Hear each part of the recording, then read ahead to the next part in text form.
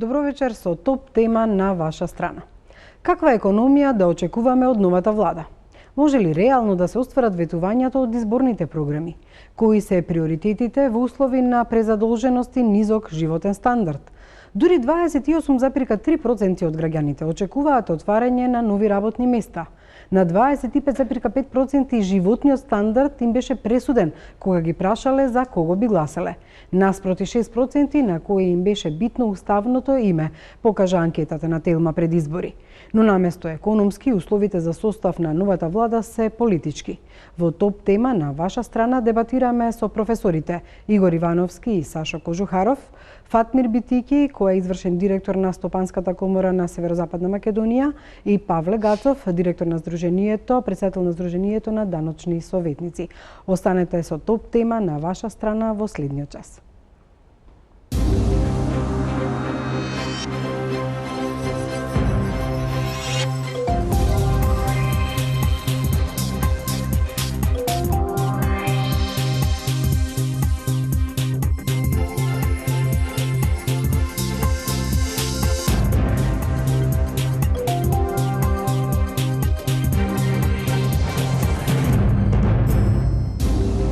Спремни сме за дебата на економска тема, она што ретко се случува деновиве, затоа што најбитна е политиката, кога е ставено прашањето на маса кој и како ќе ја состави новата влада. Вечерва, ево уште еднаш ќе повторам, разговарам со професорите Игор Ивановски и професорот Сашо Кожухаров. Добре дојдовте. Добре вечер. Кожухаров, фала што дојдовте. Денеска ви е роден ден. Да ве прашаме за годините или ајде да го оставиме за друг пат тоа прашање? До 28 декември. Добро. Господинот Битики од секторот на стопанството и господинот Гацов кој доаѓа како претседател на Сдруженијето на даночни советници. Кога ќе најавиме ние економска тема во сред жижата на политиката, секогаш прашањето е па сега од кај економија. Меѓутоа кај нас е политика, па и економијата е за жал политика. Меѓутоа еве веќе и во најавата кажав дека кога се ставени на маса условите за формирањето на владата, некако не слушнав дека многу се ставаат економски прашања. Ивановски, владата која треба да се состави, сега шпекулираме лева, десна, партија, центар, сите албански партии заедно или поделени, од што нема да избега како проблем, или што треба приоритетно да направи барем во првите месеци за да се покаже дека е нова влада и нешто ново прави? Ова сега е тешко прашање за мене како новинар, оти можеме само да нагаѓаме, меѓутоа од вашите анализи и согледување. Ова е исклучително тешко прашање, кое што е легитимно, но во принцип многу тешко може да се даде дециден, јасен и прецизен одговор со голема известност и веројатност дека таков и ќе биде. Од проста причина што како и во 2016, како и во 2015, како и во 2014, така и во 2017, следната година, Република Македонија повторно ќе биде држава со нефункционална пазарна економија, со сериозно отсуство на здрави и кредибилни и одржливи институции и држава во која што политиката е доминантна во делот на економијата.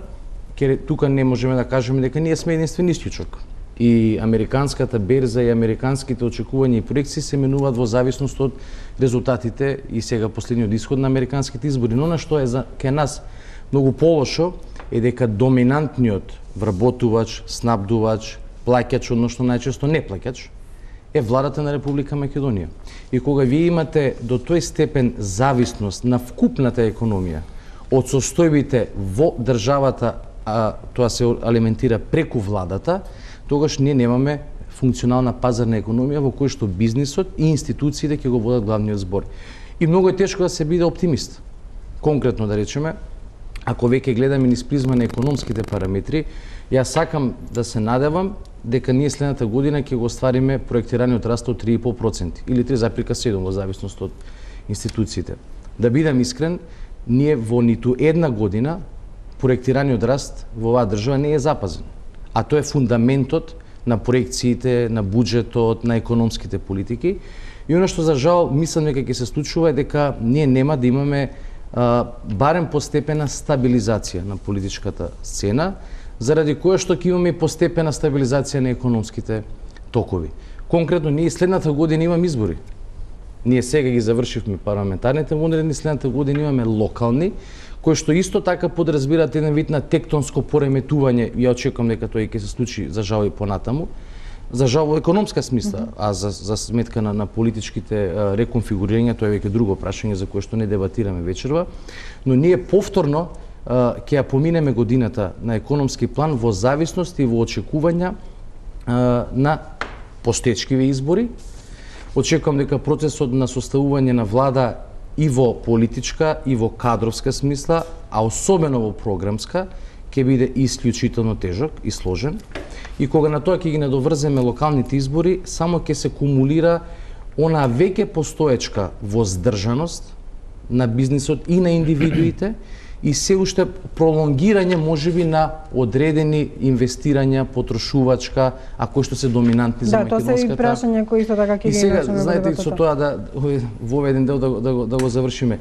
И во економијата постои класична теорија на политички циклуси, постои теорија на рационални очекувања. За жал во Македонија тие многу малку се ефектуираат во таа класична теориска смисла, освен дека се зависи од политиката во класична буквална смисла и претежно од партиите. Знаете, во Македонија многу пати, да речем, постојано се мешаат поимите на политика и партија. Политика има и градинка, има секоја институција, но ке нас доминантната политика е партиската политика. И кога немаме институции како што немаме, се зависи од тоа што ќе направат партиите. А гледаме дека во овој момент нема ниту една економска програма, ниту една економска политика, ниту една економска дебата. Барем под маса, тоа што ние можеме да го гледаме како граѓани, дека се случува во овој момент. Така да бидам искрен, со тоа ви заврши во едно, многу треба да се биде предпазлив. И јас не сум преголем оптимиста за економијата во следната година. Кожухаров, сте оптимист или песимист апропо кажувањата на вашиот колега Ивановски во однос на тоа што ќе наследи новата влада и што може да направи барем во првите 100 дена, кога и ние новинарите дури се трудиме да не бидеме до толку критични да и даеме шанси на, меѓутоа сега воопшто не знам дали има услови за такво нешто. Мислам дека од првиот ден ќе бидеме критични кој да биде. Благодарам за прашањето. Во едно претходно интервју за друга телевизија, јас кажав дека сум поклоник на принципот на континуитет. Било и да е негативен континуитетот? Континуитетот не е негативен, барем во досегашниот период. Тоа го кажав и тоа го тврдам на неколку позиции и тоа. Не само политичката економија, која што беше спомната, ние постарите професори го паметиме тој период, кој имаше класична политичка економија. Да, заедно. Да. Меѓутоа, благодарение на влијанието на обкружението, бидејќи ние не сме циркулус витуосус, затворен круг во кој што можеме да си правиме наши екзибиции врзани за политизирање на економските параметри. Обкружувањето делува на неколку сегменти. Јас ќе нотирам само неколку. Таксативно ќе ги набројам и како што беше кажано. Да, се на почетокот да оставиме за дебатата. Таксативно ќе ги набројам, па после едно по едно ќе ги разговараме, бидејќи тука имаме и други колеги. И тоа се странската индиректна или директна инфлација и инфлаторни движења. Потоа помал пат на цената на нафтата на годишно ниво. Традиционално тоа се одвива во рамките на крајот на годината, помал пат од очекувањето. И ако има зголемување на цената или намалување на цената на база на светските годишни проекции кои што ги имаше и Меѓународниот монетарен фонд и ИБРД, односно Светската банка и останатите институции, потоа зголемување и намалување на цените на металите. Бакарот како круцијален во ова ера 21 век на компјутеризација и информатизација, потоа на челикот како основен дел, особено во кинеските пазари, целата макроекономска креација на меѓународните глобализацијски трендови, исто така на житните култури како основа за исхраната. Минатата година, односно 2016, веќе измината, може некој ќе оцени дека уште ја затвараме или ја умртвуваме. Житните култури особено добро успеа пченката во Соединетите Американски држави и пченицата во Русија и Украина. Значи и тоа треба да го земеме во предвид при нашите проекции. Потоа каматните стапки на евролиборот, односно просечната стапка на поземување на банкарските, висината, на банкарските кредити, се мисли процентуалните или промилните делови и секако нашата заложба кон креациите за догодина. Значи, Гацо, се сложувате ли дека меѓународните фактори ќе влијат повеќе или политиката и уна внатре што се случува? Ние мака мачевме повеќе од година со политички договори до кај ве стигнавме и дали Македонија, ја имам една теорија дека Македонија е едно гето на кое што за жал дури и светските настани не можеа да влијаат. Тоа некој добро, некој лошо. Да, меѓутоа во економијата дали тоа е приоритет или ќе се сложите со Ивановски дека ќе има еден континуитет на подеми падови? Јас излезам свој заклучок да се обидам. Значи Македонија е мала економија и не може да остане автаркична и само затворена. Секој дека има влијание светско, европско, односно пред се од соседите.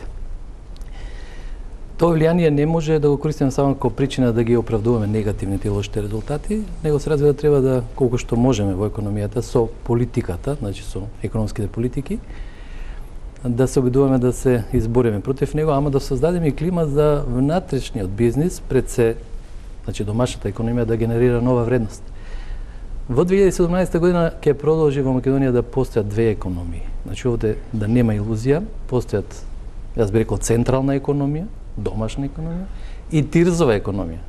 Таму имаме раст, извоз, бенефиции, вработување и така натаму, се под капата се разбира на соодветна државна помош, поддршка спакувана во законски пакет.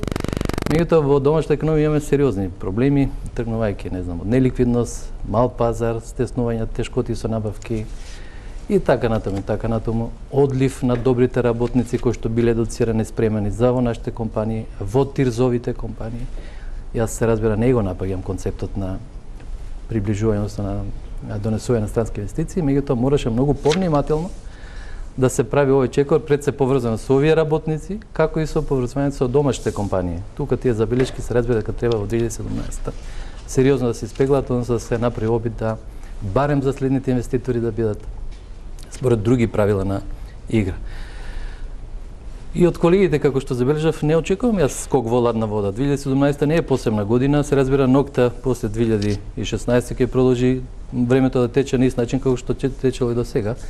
Ништо драматично нема се случи, а ова со новите политички превирања во смисла на комуналните избори уште повеќе ќе влијае на како политика врз економијата. Во ова вака среднорочна фаза од развојот, мислам дека политиката ја поклопи економијата. И овде имаме, значи, проблем да се ослободиме од стегите на политиката за економијата, се разбира да го завземе место што треба да го има. На грбот на стопанството, тоа не е само изрека, туку се чувствува секоја промена во политиката. За жал во Македонија има многу промени. Што може, од што стравува стопанството или на што се надева?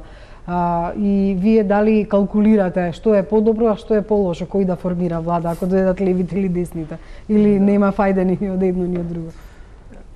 Па многу, интересно прашање и веројатно претходните соговорници доста од работите што ние секако ги чувствуваме секој ден ги кажа. Денеска баш беше интересно дека излезе еден податок дека ние во ноември имаме пад на индустријскиот раст. Немаме во суштина индустријски раст или индустријскиот раст го имаме само во сектори во кои што владата е доминантен со нивната интервенција. Тоа што ние како стопанство сме го кажале одамна, кога ќе секнат полека сите капитални инвестиции кои што се доаѓаат од владината поддршка, ние реално ќе видиме дали одредените сектори имаат раст. Второ, гледавме, зашто на крај на годината секако треба да кажеме некакви проекции. За жал, тоа што сме го кажале пред 2 години, пред 1 година, можеме денеска да го кажеме за следната година што не очекува. Тоа е дека се согласувам дека ние изминатите најверојатно 6 години секогаш имаме сме во неможност да постигнеме тој економски раст кој што владата го проектира. Минатата година мислам дека беше оваа година што изминува беше најдрастично 3,7, сега веројатно ќе завршиме на 2,2%, зависи кој како ги гледа, но тоа е веќе големо отстапување од тоа што е проектирано. Ние како Стопанска комора лани во декември рековме дека нема да имаме поголем раст од 2,4%. Сите буквално ни рекоа како можете таква црна сценарија да кажете за стопанството во Македонија. Не рековме затоа што очигледно е дека ние не следиме кои се проблемите кои што стопанството се соочува. Еве јас само ќе кажам тоа што соговорниците веќе го кажа, нема да го повторам, но ќе земам само 3 елемента од глобалниот индекс на конкурентност, во кој што Македонија оваа година ја рангира уште подоле од претходната година, кај што политичката нестабилност е прв фактор, кај што пристапот до финанси е втор фактор, кај што соодветната работна сила е трет фактор. Ја тоа не го гледам во ниту една владина програма. Дури денеска само како нешто што некој ќе се занимава. Многу е чудно. Forbes даде податок дека сме 35-та земја каде што погодна за бизнис, благодарение на ниски даноци и слично. Меѓутоа, ова е како одмор можеби е олеснително за инвеститорите. Тоа што е поврзано со тирзовите. Тоа е поврзано со тирзовите. Ова што вие го говорите е реалноста со која што еден стопанствен направење на бизнес. Живее во Македонија, ја живее. И веројатно овде имаме две вистини. Да, ние секако никогаш не сме кажале дека политиката кон надворешните инвестиции е погрешна. Таа треба. Ни една земја, особено мала земја како Македонија, не може да опстои без странски инвестиции, ама колку тие навистина ќе донесат споделување на ноу-хау, воведување на нови иновации и со македонскиот бизнес како клучен фактор. Апсолутно, во ланецот на набавка кај се домашните компании. Ние сме биле големи критичари дека тоа е погрешната политика која што досегашната влада има направена. И втор елемент зошто нас не прави песимисти за следната влада, следната година е не знаеме кој ќе биде, но да претпоставиме дека ќе биде истата коалиција која што претходно. Ние веќе имаме донесен годишен буџет во кој што свесно или несвесно ние знаеме дека продолжува трендот на задолжување. Да, затоа и ќе имаме непродуктивни цели и во суштина никој за тоа не се занимава. Да, Ивановски и Кожухаров се јавија за дебата, повелете. Роден ден мој на професор. Веројатно сум повторил. Прво, почитувам мислењето, не е така. Не случајно спомнав окружувањето, ние сме перманентно под оценка. Не владата, владата не меѓународните финансиски и инвестициони институции и организации не ги занима политичката ситуација. Реалните показатели за движењата на ниво на макроекономија или мезоекономија, што каже малку постаро колегата Гранки или не знам како ги нарече, мезоекономија се викаат инаку во современи услови, покажуваат други показатели. И трендовите, ние сме прогласени, ако не се сеќавате за топ дестинација во различни области и во инвестиции и во останати активности. Токму за тоа ми се и показатели од Меѓународниот монетарен фонд, извори ми се 4 на крај кои ќе упуснати кои што ги имам извадено, значи оценката за Македонија покрај политичката криза што спомнавме претходно и со сите останати што сложивме, е стабилна позиција, се мисли, на девизните резерви, односно нема позначени промени на Македонија. Ризиците повторно се намалени, врзани за домашните ризици пред се политичката криза која што надминуваме. Прашањето беше 2016 преодот, ја ја закопав 2016 веројатно за претходните изјави мои. Меѓународното, глобалното закрепнување. Излезот на Велика Британија или Обединетото кралство, протекционизмот кој што стои, што беше спомнато претходно околу можностите и учеството во надворешните финансирање или инвестирање, како што кажа младиот колега, флуидност на глобалните финансиски пазари и секако позицијата на примената доследна на среден, односно на долг рок на монетаристичкиот пристап кој што го користат не само Македонија и кој што постои не 6 години, постои 14 години веќе на така наречена Фридманов пристап. Добро, вие вакав професор да објаснам, може да кажам. Значи креирањето, затоа и составот е ваков. Стопанственикот си ја кажа својата болка, она што го мачи. Овако ќе го слушнат веројатно гледачите, ќе изгледа многу интересно, но веројатно вие зборувате аспект на мезоекономија, на групација врзана за стопанска област или добро, меѓутоа конкретно стопанството ги извлече за значи финансирање и што значи 14 години. Ако високите оценки на не лажеме со проценти. IFC е само не IFC, него тој е дел само, значи не спомињете, значи Прочитете што беше да IFC. докаже до реплика. Ма не личи. Меѓународниот монетарен фонд немаше да се повлече од Македонија. IFC не е дел на Меѓународен монетарен фонд, IFC е дел на Светската банка, затоа немојте да ги злоупотребувате гледачите. Ќе ви молам. Не, повелете во дебатава, затоа тука се само да се служите, да не се служите и да се дебатира околу неколку прашања. Не, точно, значи IFC е дел на Светска банка. Да, секако вие кажете, значи што е Меѓународен монетарен фонд е едно, а друго е Светска банка или Меѓународна банка за обнова и развој. IFC е дел на. Да, и ако они дадат оценка, висока оценка, таква висока оценка, значи, кој што вие кажавте, ММФ финансира буџетски дефицит. Меѓународната банка за обнова и развој се друго се занимава. Ако една таква институција како IFC, кој што колегата се повика дека има високо ниво и висока оценка за Македонија како држава, ја кажувам како е возможно да сите други меѓународни институции имаат пак резерви. Кој?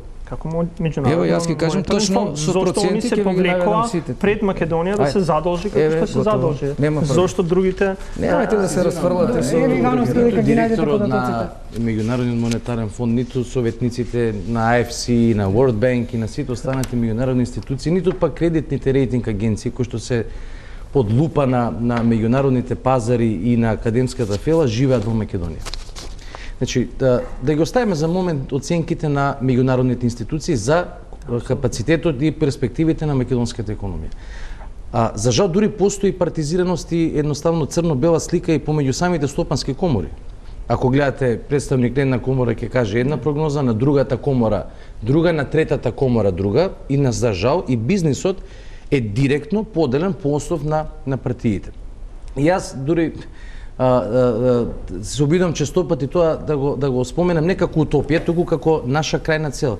И дека ние по 25 години, ние се уште немаме базичен, не напреден, базичен консензус за тоа каков модел на економски развој во државата е податлив и перспективен. Например, ние немаме дури на академско ниво, дури на ниво на комори, а камоли на ниво на партии, дебата и договор кој е оптималното ниво на задолжување на Република Македонија? Број 2.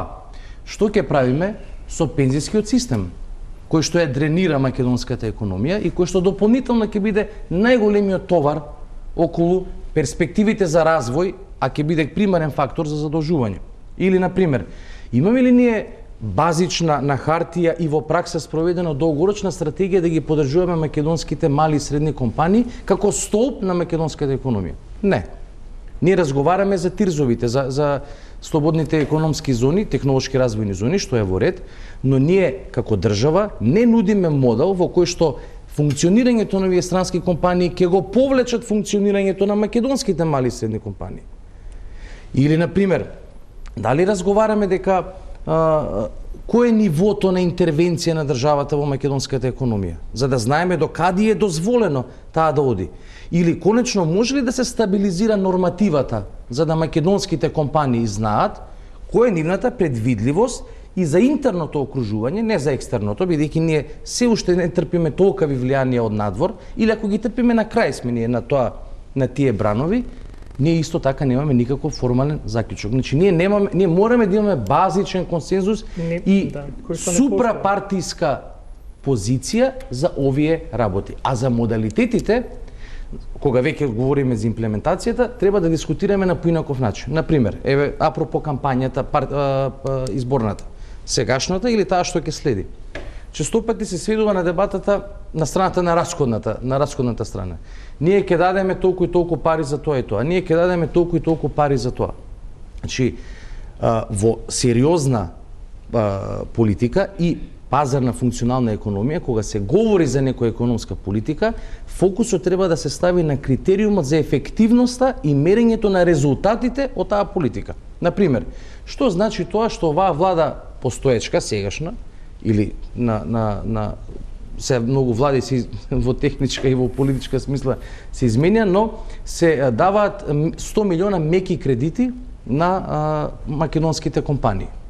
Знаете што е 100 милиона во делот на една економија? Речи си ништо. Да, Например, само зголемувањето на пензиите ќе ја чини македонската економија, односно буџетот, следната година 50 милиони евра. Ивановски, сте биле во политика, знаете дека претварањето на бројките во пракса поинаку звучи кога сте во изборна кампања, а поинаку од другата страна. И затоа никој не ги дава објаснувањата. Ама јас сакам да кажам дека ние мора да го менуваме пристапот.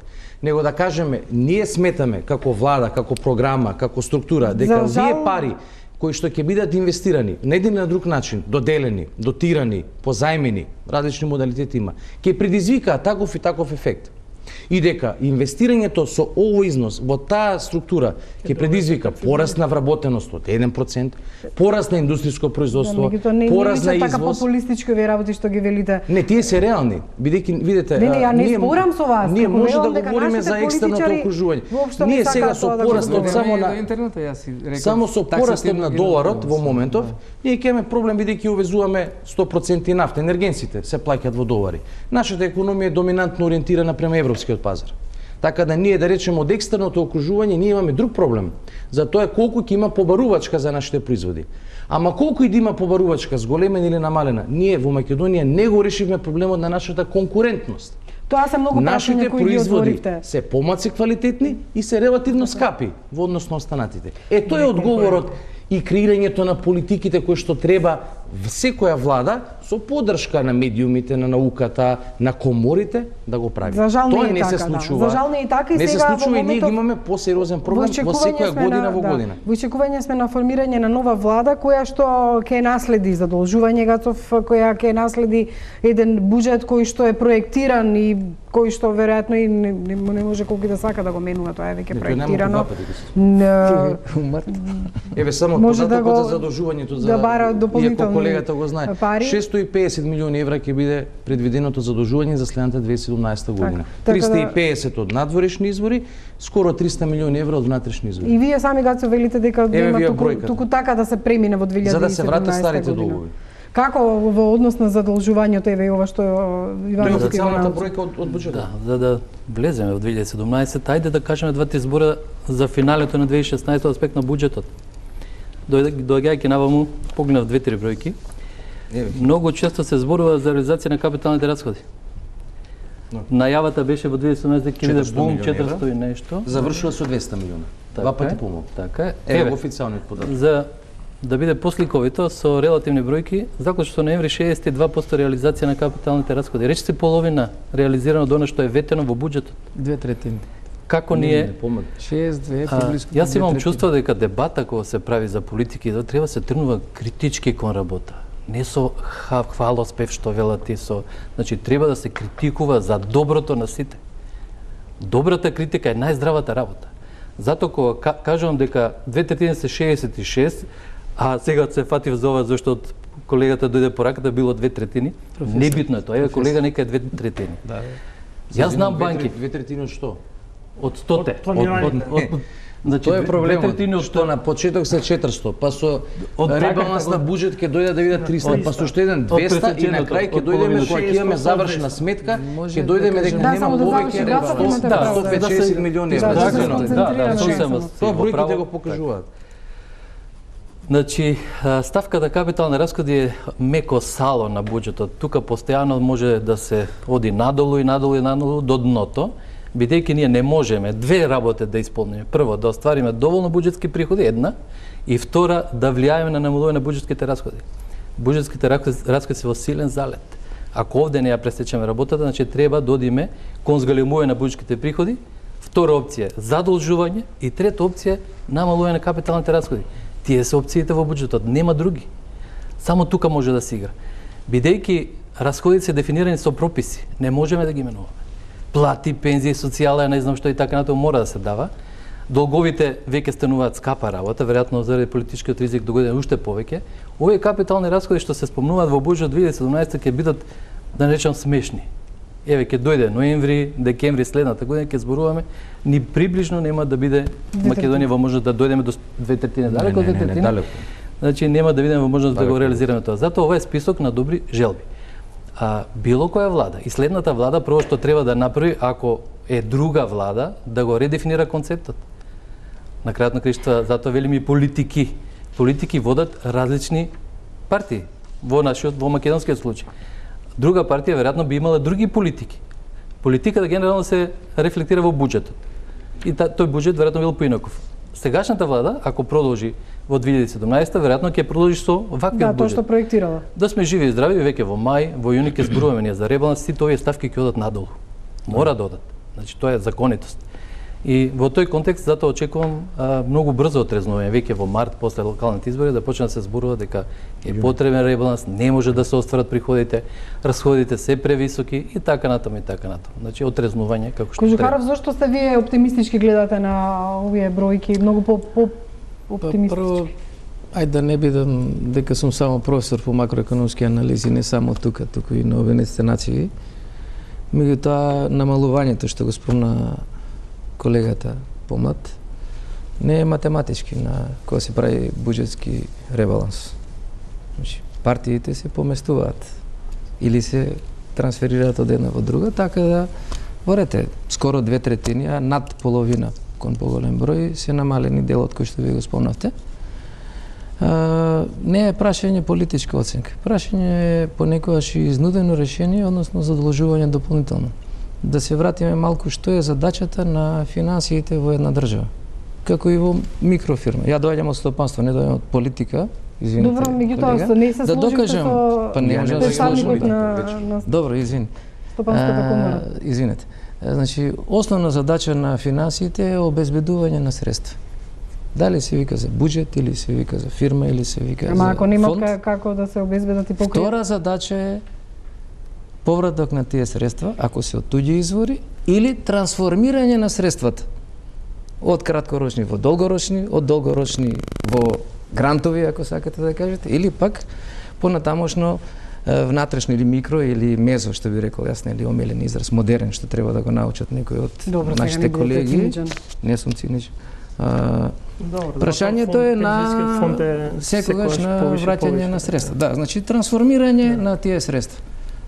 Јас мислам и традиционално се прават ребаланси на буџетите, особено кај нас, за разлика од некои други држави во Европа и пошироко. И веројатно ќе дојде до промена, меѓутоа тоа не значи аброгирање или денунцирање на поставениот буџет кој што е донесен. Меѓутоа, од каде пари е прашањето? Не може постојано да се задолжува, да се задолжува. Ребаланс за ребаланс? Како кажав, таксативно поместување на почетокот. Ќе го објаснам утекот на емисијата, ако дозволите, целата процедура. Значи не е факултативно. Добро. Или јас факултативно, едноставно полека ќе дојдеме до крај. Значи нема брзање. Битики во однос на проекциите на буџетите и нереалните буџети. Веројатно ќе го изоставам циничниот дел. Ќе се вратам на тоа што веројатно стопанството највише го боли. Јас се согласувам и не е случајот со капиталните инвестиции само во 2016. Тоа е во континуитет изминатите години. Впрочем, ние реално критикуваме секојаш кога тоа се случува со секој ребаланс. Еве ќе дадам само еден пример. Вие имате индустријска зона блиску Скопје, Визбегово, која што продуцира реална економија. Секоја година, со секој можен ребаланс, последните 3 години, се укинуваат капиталните инвестиции за канализација и струја. Што сакате повеќе? Секоја година, од 30 милиони на 10 милиони, нула на крај на годината. Последните 3 години. И тоа се случува константно за мноштво работи во кои што директно последицата е кај домашните компании. Не зборуваме како е во политиката наспроти ТИРС, наспроти странските директни инвестиции, затоа што таму ако видиме, веројатно толку колку што имало капитални инвестиции, толку имало субвенции наспроти странските директни инвестиции, затоа што никој не ги збори тие. И затоа сметаме дека кога зборуваме за буџетот, се согласувам со колегите од другата страна дека мора да има реструктурирање на буџетот. Дека ваков буџет, без разлика која влада, нема да може во среден рок да претрпи. Ние веќе се приближуваме до прагот од 60% и во суштина ние правевме анализа на сите политички платформи во предизборието и скоро сите партии имаат поставено праг дека задолжувањето ќе биде до 60%. Тоа е лимитот и поставен? Да, он некаков лимит кој што го имаат поставено, но ние велиме дека и да го постигнеме тој лимит. И таквото задолжување, дали задолжувањето ќе решава проблеми или само ќе натрупува проблеми. И проблемот со ваков тип на буџет, со ваква структура на буџет е само претрупување, затоа што ние во суштина не решаваме проблеми. Професорот Ивановски спомна за пензискиот фонд. Да, тоа прашање ќе го оставиме за порекламите. Никој тоа не го зборува. Сите зборат за социјална политика, но пак и таму не зборуваме дали решаваме проблеми или само решањата за социјалната политика, животниот стандард, вработувањата ги оставаме за вториот дел од дебатата, пауза за реклами, се враќаме во студиото. Продолжуваме со дебатата каква економија очекувате од новата влада. Тоа ги прашавме и граѓаните во внатрешноста, во градовите Струмица, Тетово и Штип. Еве што кажуваат анкетите што ги подготвија нашите колеги од таму. Како млади, што очекувате од новата влада? Да си селеме од тука побрзо. Од новата влада и јас не знам што очекуваме. Не знаеме што ќе дојде, што ќе биде, што нема да биде. Од криза на криза идеме. Да си остане мир да биде. Иначе они нека се местат кои ќе се местат, како ќе биде. Иначе луѓето да си живеат спокојно и мирно. Една и друга, едната е за да собира пари, другата се труди да биде за народ. Јас моментално ништо, што рече тоа, да биде за народот добро, па не е важно друго. Да биде се уред. За вас што е приоритет? Дали економија, вработување или пак може менување на устав, јазик и слични работи? Па јазикот треба да се знае, двојазичниот во цела Македонија, цела територија треба да се зборува. Иначе не е фер тоа, знаеш, едно место се зборува македонски, а едно албански уопште ништо. Тоа е катастрофа. Од Тетово остало сиромаштија, нема лебо да јаде луѓе. Треба за народот да работи, ево, на нула смо. Тоа е. Ќе треба многу време, трпение за да се оправи. Економијата не е на нула. Ма не интересира више таа политика ни дојде до овде више. Тоа е важно да луѓе да бидат задоволни. Весели што вика кучите, а џебот им е празен, што вреди? Треба да поправи новата влада која ќе дојде, економија, на што да се посвети? Не, со бавно тоа не. Младите деца имаат школа дома се, работа нема на нив. Ја гледи, јас сум школа, имам тука. Некој дом да се направи за стари пензионери тука да живеат, кои сакаат да одмарат и така. Повеќе дрва нека саде, оти за гадење градот. Ова беа анкети од луѓето и граѓаните што ги сретнавме на улица. Меѓутоа, Телма телевизија пред изборите направи анкета заедно со МЦМС, спроведена од Емпроспект. Прашањето беше што ви влие за кого ќе гласате. И во одговорите најголемиот процент одговорија 28,3% отворање на работни места. 25,5% посакаа подобар и пораст на животниот стандард. 12,1% велат борба против корупцијата и криминалот. И кога тука ги споредивме оние други прашања од политиката, видовме дека 6% и 6,1% оние кои велат дека битно им е зачувувањето на уставното име, или 4,6% велат дека треба се подобрат меѓуетничките односи и евроатлантските интеграции им беа битни само на 3,2%. Ова го кажувам како еден навистина показател дека на граѓаните најбитно им е како ќе живеат и каков животен стандард ќе имаат, а не им беа битни политичките прашања за разлика од политичките партии. Еве, зошто ниту една влада не може да ги оствари, бар до сега, и не ги остварува желбите на граѓаните? Тие се надевале и се надеваат дека барем онаа влада што ќе се состави, и тоа им било пресудно кога ќе гласаат, а всушност многу често доживуваат разочарување.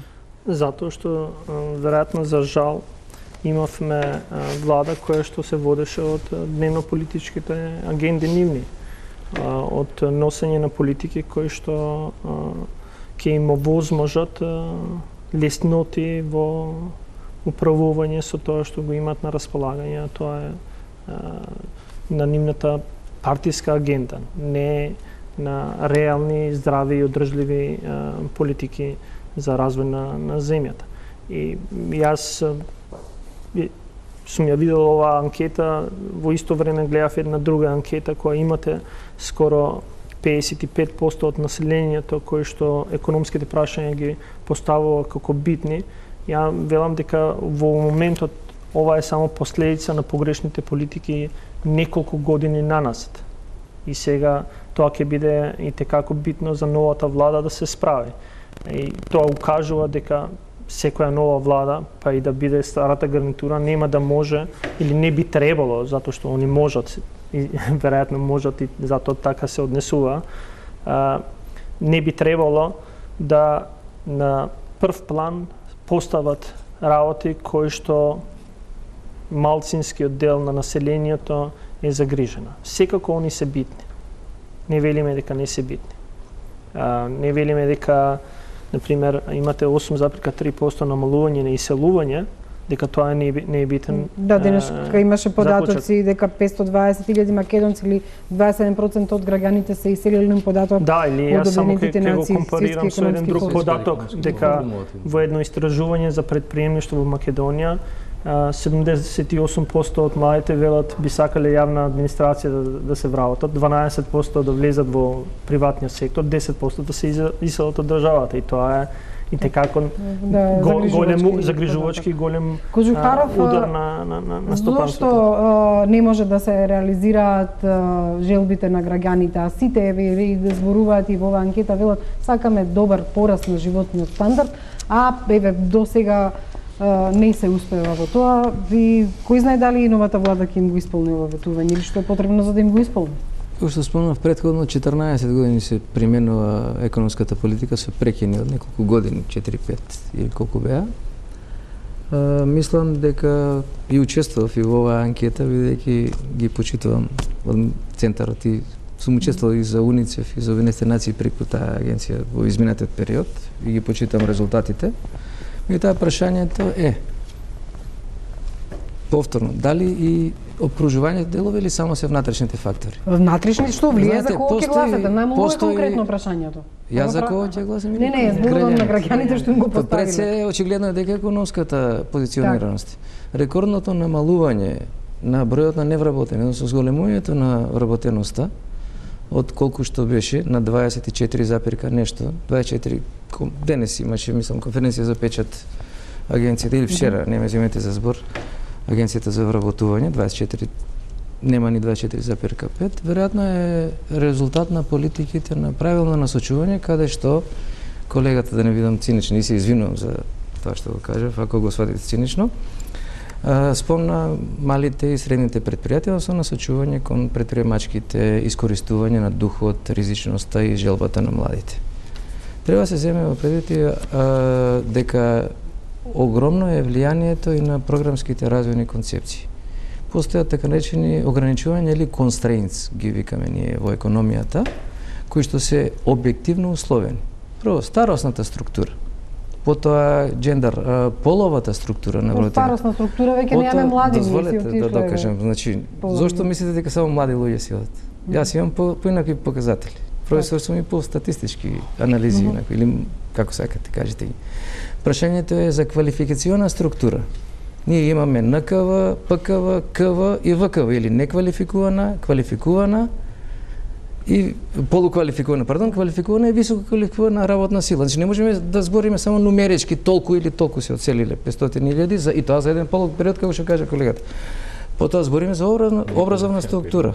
Тоа е регулирано и со Законот за високо образование, не само кај нас, туку и во цел свет, од 1 до 8. Еден е прво оделение или писменост. Ама велите за тоа не може да ги отворат барањата за намалување, за значи да го развиеме ова сега, не може линеарно да кажеме толку се оцелили. Од која структура од овие? Значи од дали се од основно образование, средно више, високо, колку магистри, колку доктори на науки. Добро, тоа е веќе посебна анализа, меѓутоа прашањето ми е... Значи не е само вака нумерички, верувате. Зошто владите џилбите на граѓаните? Токму за тоа постојат тие макроекономски анализи за кои што сакам да ги образложам и се надевам дека почнам да ги образложам за да ги доловиме и на гледачите. Не само паушално да изфрламе бројки, некои институции, организации кои што постојат или не постојат. Значи, тука е структурата, кои се оцелени. Според мене, а и според официјални показатели, ги имам, ако имаме време потоа ќе се повикам точно на кого, ево, извадив и табела за да можам да се повикам. Значи, не само младите, тука има една структура и намерно, знаејќи ја и ја почитувам анализата на почитуваната институција, тука можеме исто да поразговараме на тој дел. Значи, прашањето е на образовна, на полова, на возрастна и на квалификациона структура. А зашто не им се остваруваат барањата на гласачите? Еве тие што гласале, што заокружиле, сакаат да имаат повисок животен стандард, сакаат повеќе вработување. Вие ја пофаливте агенцијата дека ве дала податок, меѓутоа тие сакаат поголем број. Зошто не може да се реализираат барањата на граѓаните? Вака, јас имам податок кој што е официјален и точно во бројки, само не, знаете, бројки во апсолутен износ 500, 1000 не значат ништо, мора споредба да дадем.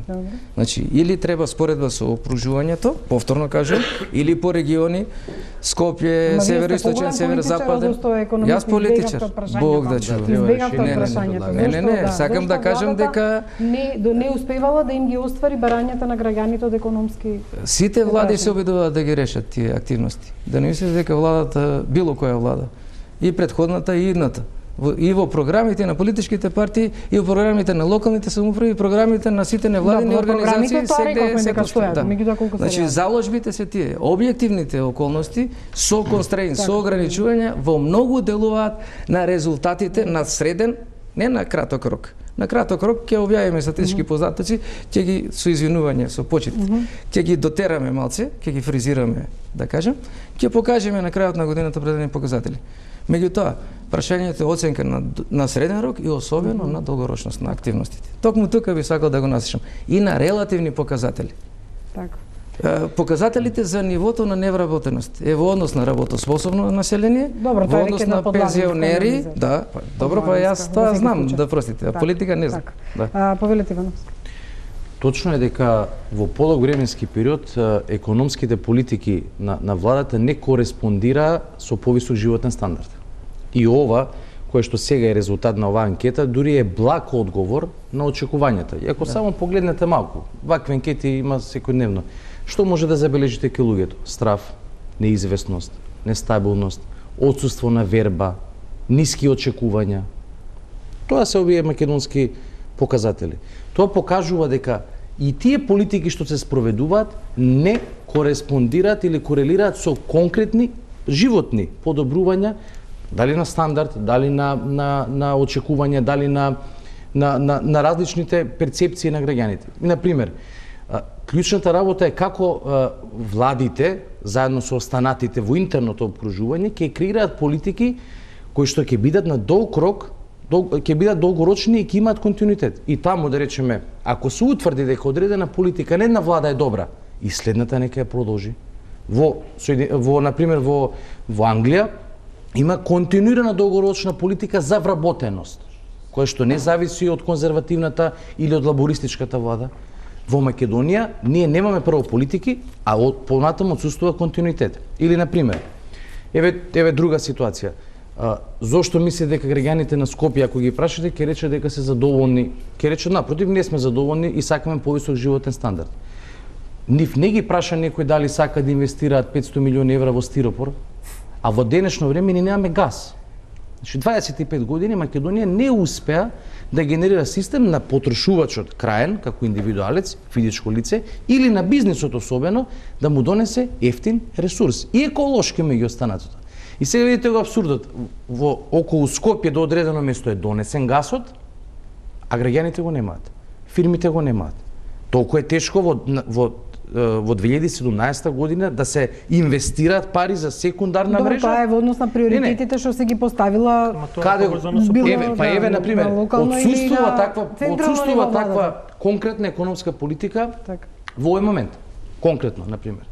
Или ако веќе говориме за буџетите, јас дури мислам дека ние треба како да сугерираме пристап на синхронизирање на политичките циклуси односно избори. Бидејќи ние лани имавме избори, сега следната година ќе имаме избори, малку пауза, па може пак ќе имаме предвремени парламентарни, па сигурно ќе имаме председателски, значи ние треба како држава да го промениме по мене системот и да го концентрираме, да речеме, изборите колку што е возможно на 2 години, бидејќи погледнете, по сила на закон не смее да има никакви јавни инвестиции во најмалку период од 45 до 60 дена. Предходна кампања, 45 до 60 дена замрзнување на активноста. Потоа редефинирање или додефинирање. И ова што е вдека напишано во буџетот, апсолутно во старт нема да се исполни. Да не ги замараме граѓаните со бројки, бидејќи статистиката не значи ништо. Тие бараат опипливи мерки, бараат конкретни и одржливи политики. И извинете, ова кое што го видов и сега е клучот дека во Македонија не се инвестира и материјално и нематеријално во враќање или реинституционализација, односно на довербата и почита кон институциите. Кога ќе го прашате граѓаните кога прават разговор за например судска работа, првото прашање кој е судијата? Не зборат за докази за постапка или не да Боже да имаат проблем во здравството, викаат кој е докторот, како да дојам до него. Не прашуваат за институцијата, не прашуваат за политиките, не ги интересира, се извинувам Лупеска, кредибилитетот на институциите, бидејќи нив ги нема. Туку се сведува на некои други механизми кои што не се функционални. Тоа ако не го промениме, бројката џабе да вие поставите како било што.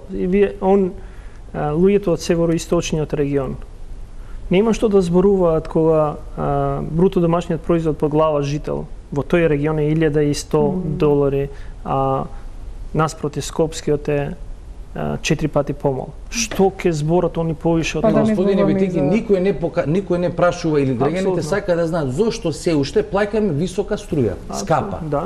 Или зошто се уште после 25 години не се инвестираше во посериозен енергетски објект со овие задолжувања за кои што гледаме дека ќе се случуваат и тие се пирамидални за да ги вратиме старите. Имаме прилог за трошењето на парите, само Гацове молам. 12/1 борба против корупција и криминал. Ова го спомнувам затоа што во опозицијата како ќе стигне до одредени средства да се вратат во буџетот, тоа се парите што се украдени па да се реинвестираат. Или тоа се во идеални услови правдата да заживее и судовите институциите па да се види кој колку крадел од буџетите и слично. Меѓутоа, висок е процентот на граѓаните кои очекуваат борба против корупцијата и криминал, или пак пари кои што се можеби одгледани од Македонија, или пари кои што се црни пари, или пари кои што не се онаму каде што треба.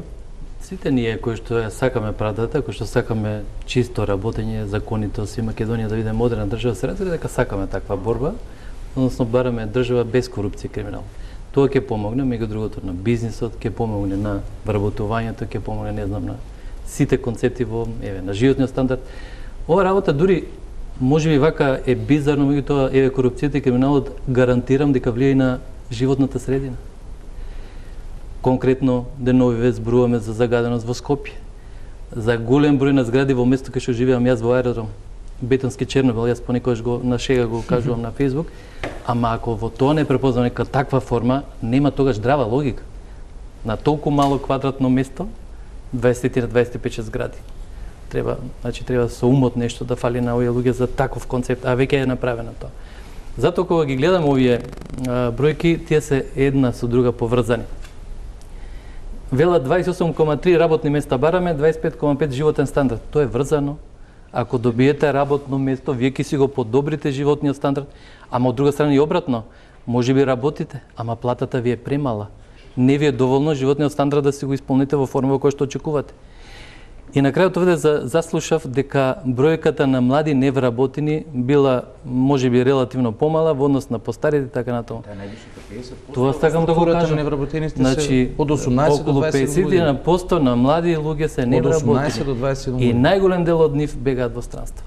Значи за тоа да немаме дилема било кој истражување тоа ќе го покаже. Не, тоа е по Државниот завод за статистика. Кажете ми релативно колку од тие 50% од младите се невработени. Од 18 до 27 години Државниот завод за статистика. Ги имам податоци. Не знам дали ги имате, јас ги кажувам. Вие може да ги имате, ама не е добро, не е лошо да ги користите. Јас како да ги користам? Како? Како да ги користам? Па добро кажете ги ако ги имате. Па окей, значи јас се професорот релативни показатели. Ако сака да Државниот завод за статистика од 18 до 27 години доминантната работа способна сила. Добро, сепак се млади луѓе до 27. Може да кажам нешто и за буџетот, нели? Јас кажав исто. Да, повелете. Извинете, заслушавте. Повелете го. Јас сум циничен. Значи целата ситуација со овие бројки ми беше, јас гледајќи ги многу сите се исповрзани овие работи. Значи бројките една по друга ако ги анализираме фактички дават еден систем дека на граѓаните Република Македонија во делот на економијата очекуваат и решавање на сите други проблеми заедно. Меѓутоа факт е дека економијата е темел, база на политиката, да кажам условно. Значи ако имаме добра економија, ако имаме вработување, животниот стандард ќе порасне, ќе имаме пари за екологија. Да, нема само 2% намалување на загаденост, само 2%. Мене тоа ми изненади. Тоа веројатно е правено ова во лето или кога? Кога не беше? Маглава кога не беше. Не беше. Така да перцепцијата на околината е многу важна. Не е концентрирано во Скопје само, рачуне, сметајте дека други градови може не се загадени. Повелете, професор. Не, сакам да кажам дека само се надоврзам на претходното околу динамиката на извршување на буџетот. Па доколку согласно законот за буџетот, односно останатите законски акти, да не ги набројам, сега да ги замараме вашите почитувани гледачи, доколку па не се донесе буџетот до крајот на сезоната, што овој пат не е случај, нема да има извршување. Се прогласува мораториум на извршувањето, нема нови активности, се замрзнуваат сите активности околу финансирањето, така да мислам дека правилно е донесен буџетот, а ребалансот секако ќе следи. Тоа сакам да кажам. Тоа е закон да не биде неизвестно дека некој од нас не се слага зашто е донесен буџетот со овие позиции или партии кои како ги. Благодарам.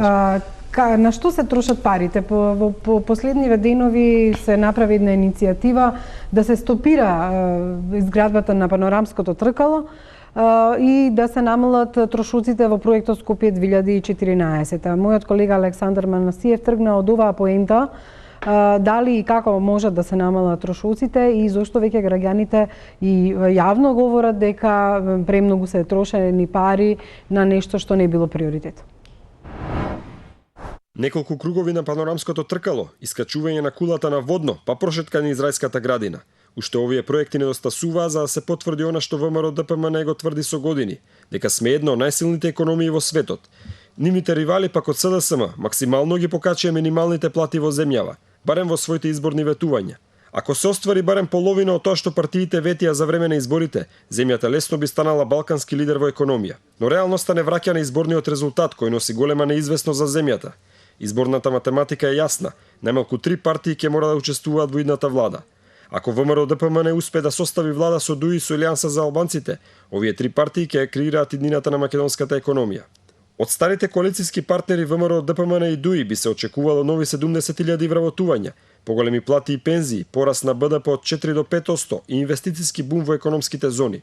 Ако пак СДСМ состави влада, граѓаните може да очекуваат поевтина струја и подебел паричник со просечна плата за секој граѓанин од 30.000 денари. Во изборните програми партиите не се воздржуваа од нереални ветувања од лицитирање со повисоките плати и пензии. Според директорот на Стопанската комора на Северозападна Македонија, загрижувачки е што нема консензус кај партиите за основните економски проблеми.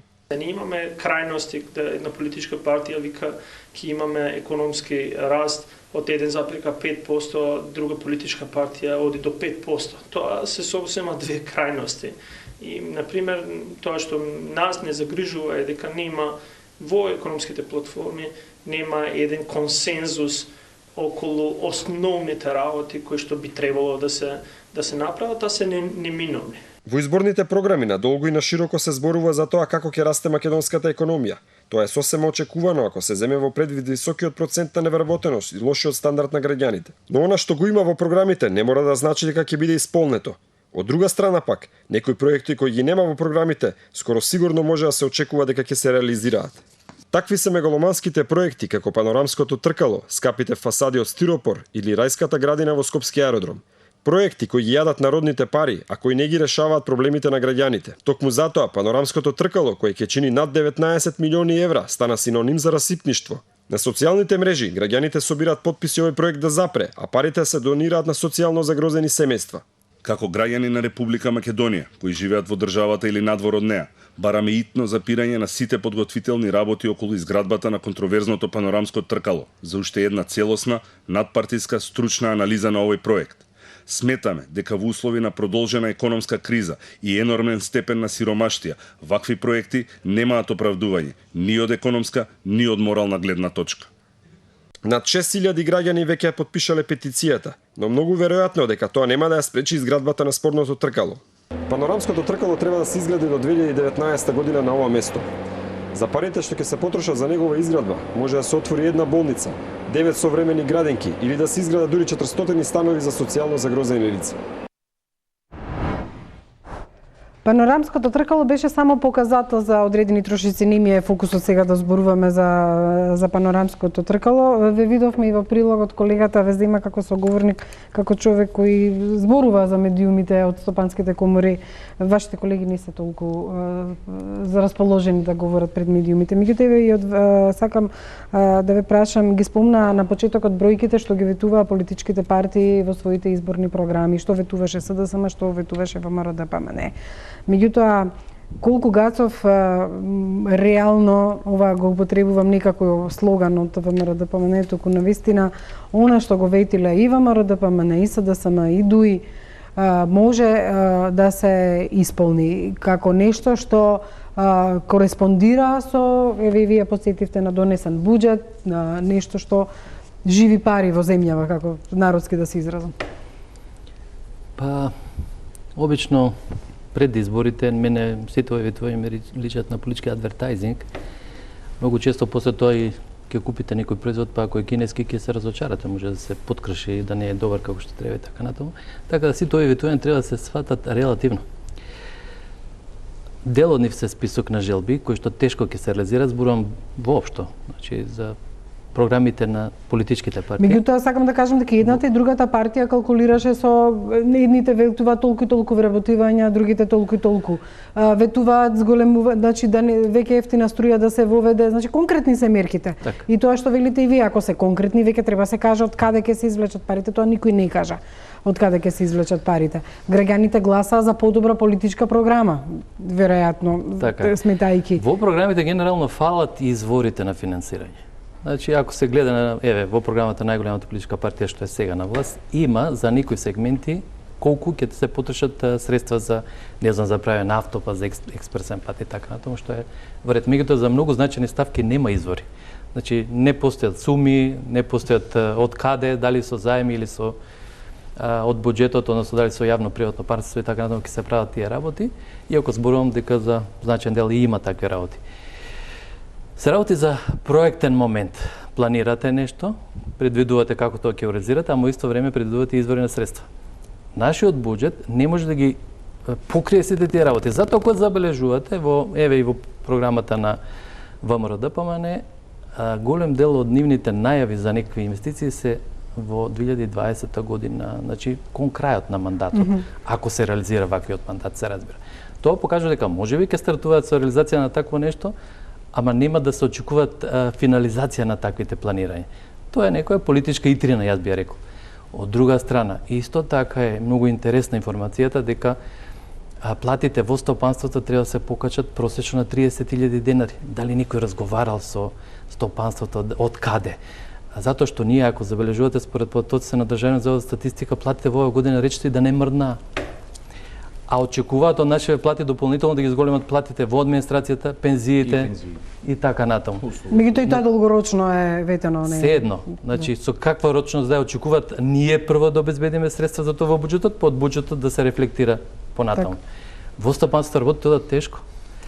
Ако не отворивме ниту една даночна тема, значи за оваа тема може друг пат да ме повикате, може на крајот да отварам такви работи. Неколку поенти. Бидејќи не се собира доволно даночни приходи во буџетот, повторно кај нас се импровизира со некакви толкувања.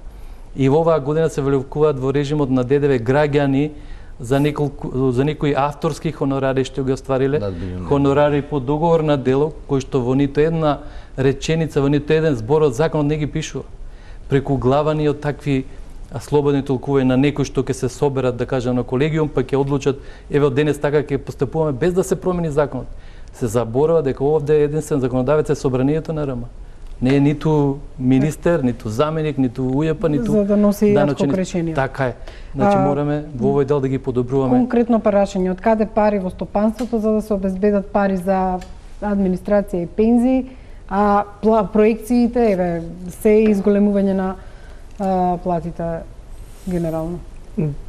Па да, реално ја и во изјавата кажав дека за жал ние досега немаме видено консензус на политичките партии околу реалните политики како да се развие стопанството, како они да се ојакнат. Се конкретни бројки, како да обезбедат 30.000 плата, или да обезбедат пример плата веројатно во краток рок е невозможно. Ние бевме едно од тоа е единствена комора која што пред изборите, многу поодамна пред изборите, рековме дека сами како стопанственици бараме мрдање од минималната плата која што е поставена од владата затоа што таа е толку мала што колку е сега, колку изнесува да гледаш? 10.080 еве мрднала малце, дека таа во суштина продуцира сиромаштија. И самите стопанственици кажуваат дека имаат проблем, затоа што кога веќе некој ти поставува минимална плата, ти викаш минимално јас сум ограничен толку и остануваме.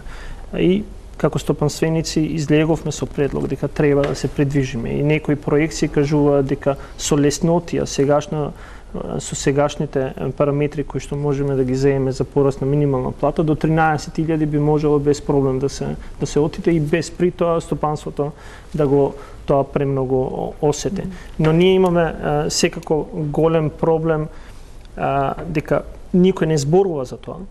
Ние тоа сме го кажале на неколку пати на сегашната влада и пред да биде техничка влада, па и кога немала техничка влада и другите влади со другите премиери, веројатно тоа не им оде во прилог им одат некои капитални инвестиции кои што ги слушнавме. А на пример, само морам да го кажам тоа, пред недела дена добивме одговор за царински терминал во Јаженце, дека одговорот е дека немаме средства тоа да го направиме и затоа сметаме дека е битен, но немаме средства, за жал правите што сакате. И ја тоа го кажувам дека немаат сенс за стопанството. Затоа што не сваќаат дека 2 денари повисоки трошоци за транспорт, за килограм пиперка, кој што он мора секако да ја однесе до Блаце, за него значи помалце конкурентен продукт на странскиот пазар и тоа е губење на пазарот. Они тоа не го сваќаат, ја немаат таа бизнес логика. Не може би го сваќаат, меѓутоа не им одговара да го применат. Пауза за реклами и одме во завршница на дебата.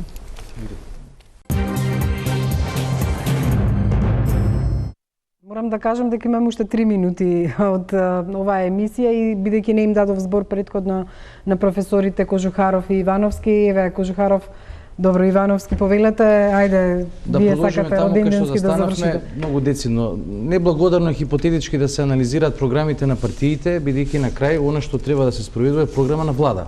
Да видиме кој ќе прави владата, како таа ќе се дефинира и да се врши перманентен јавен притисок за фокус на владата кон економијата.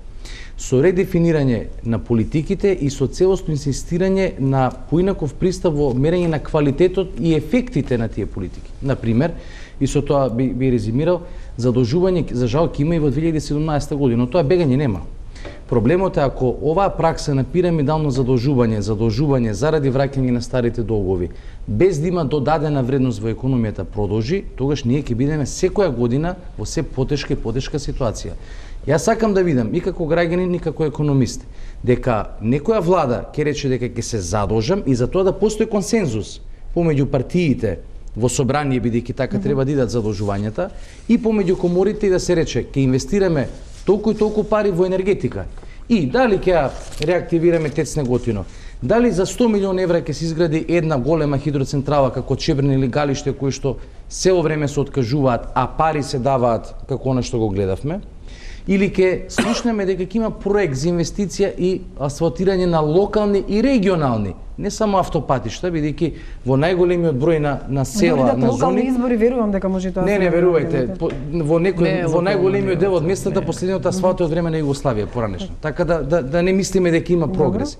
Или да видам дека државата нема да продолжи да биде директен бизнисмен како што тоа е сега, на начин на кој што лошо го прави, туку да ги создаде условите и да во една индустријска зона, пример како Визбегово или некои други, не само технолошко развојните, ги создаде предусловите за конкурентен бизнис и да им помогне на малите и средни предпријатија, ама да знаеме дека тоа е столбот и моторот на македонската економија, како што сега за жал не е. Односно, јасни, прецизни, дефинирани политики за кои што однапред ќе се постават мерливи критериуми за да видиме дали тие ќе бидат успешни. За тоа треба да се земаат пари и од надвор и од внатре. До сега, како што е поставена целата работа, и во 2017 и со изборите и без изборите, и во следните години, ние ќе продолжиме да видиме само социјална држава во која што ќе се гасат пожарите и само ќе левитираме во просторот без да имаме повисоки стапки на раст како што ги немаме во изминативе години. Жухаро, вашата завршница? Благодарам. Јас ќе завршам со она што почнав. И мислам дека сите се сложуваме и сите повторно дојдовме на почетокот. Континуитет и долгорочност на сите активности, или тоа го викаат во современи услови одржлив развој или sustainability.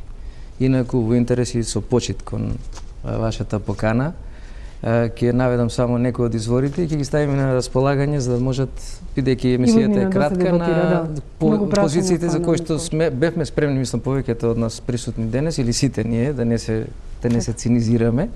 Тоа се Светскиот економски преглед на Меѓународниот монетарен фонд, Светската банка редовен економски извештај за Југоисточна Европа, број 10, 11 и така натаму. Од оваа година, Европската комисија, проекција за европска економија од ноември 2016, ЕБОР, регионални економски изгледи, консензус форкаст или фокаст, кој како ќе го каже, на Националната банка на Грција, потоа извештајот за брзорастечките економии во Источна Европа и Медитеранот. Овие се позитивните извештаи. Да, за кои што се повикал, што не стигнавме во интерес на времето, ми тоа ќе го понудам ако сакате да го ставите. И многу е битно. Министерството за финансии, ребаланс на буџетот за Македонија, буџетот на Македонија за 2017 и фискална стратегија 2017 до 2019. Тука влегува и вработувањето и секако оно што најмногу го почитувам кај нас, извештаите на Народна банка на Македонија. Добро. Ете, вие позитивно ја завршивте и дебатата и се надевам дека позитивно пак ќе почне и 2017 година. Ви благодарам на сите што бевте гости вечера во студиото и вами на гледачите се извинувам што не можевме сите прашања што ги имавме зацртано да ги поставиме. Проблемот со економијата што овдека не може туку така да се скока од едно во друго, бидејќи потребни се податоци, факти, заклучоци и одредени бекграунди, за да нештата нели станат многу појасни. Вам, почитувани гледачи, ви благодарам за вниманието. Останете со програмите на Телема.